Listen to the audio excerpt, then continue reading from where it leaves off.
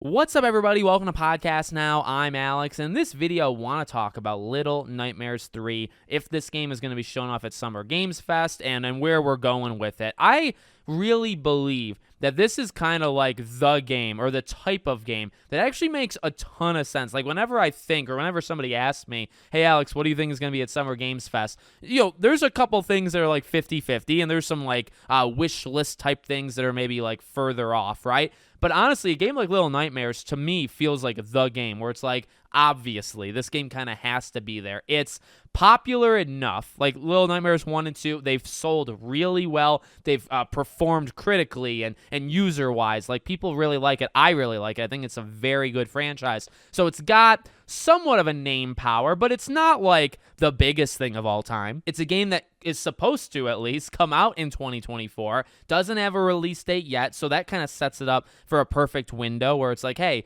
and I'm kind of like rifling through really all the reasons right now. You show it off at Summer Games Fest, comes out in August, September, October. That's really, to me, that's the roadmap for this game, because I just feel it is that type of game. It's coming out in 2024. It's got name recognition. They've shown it already, actually an okay amount, and I want to talk about that in a second. It needs to be shown again, and it needs to be shown with a release date. And so that all the criteria, basically, right? Like, it checks all the boxes, at least to me. Now, I don't know if I would say, like, look, you never want to say anything's guaranteed for Summer Games Fest, for Gamescom, for Game Awards, for any of this. You never want to say it fully, right? I can feel a bit more confident on some games than others, and this is one of them, but you never want to say like 100%, right? A thing I would like to throw in specifically with Little Nightmares, Supermassive, right? So remember, they switched studios. Supermassive, it has been kind of a helper for them for a little while, and I think they co-developed Little Nightmares 2. They're the full-on developers of Little Nightmares 3, which, I'm not super thrilled by. I think it's fine. Like, I think they've probably, they probably got it under control, but it's not the original,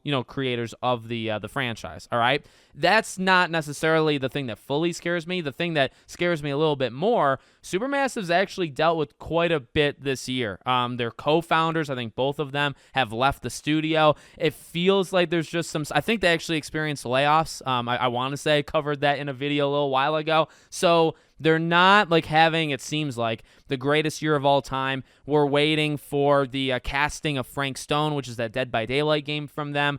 We're still waiting for the Dark Pictures Anthology Season 2, Directive 8020. That game, seemingly was supposed to come out last year. It didn't, so like, what's going on there? Point being, again, why things are not ever fully guaranteed. You never know. And I'm not saying like Little Nightmares 3 would be canceled or anything, but is it possible it's been pushed with different layoffs and maybe like a pivot of structure, within the company? I think that's possible. And so it's just something you don't want to, I guess, forget about. Now, I mentioned a few minutes ago, I don't want to forget this. An interesting thing with this game, to me at least, and maybe it's just because I'm weird, is how I guess where we're at with it and like what they've done so far. It's been a weird game. Like, they announce it, they announced the studio thing. It's co-op now, right? So you're going to be able to play with another person, not couch though, right? It's only online. So you had that whole thing.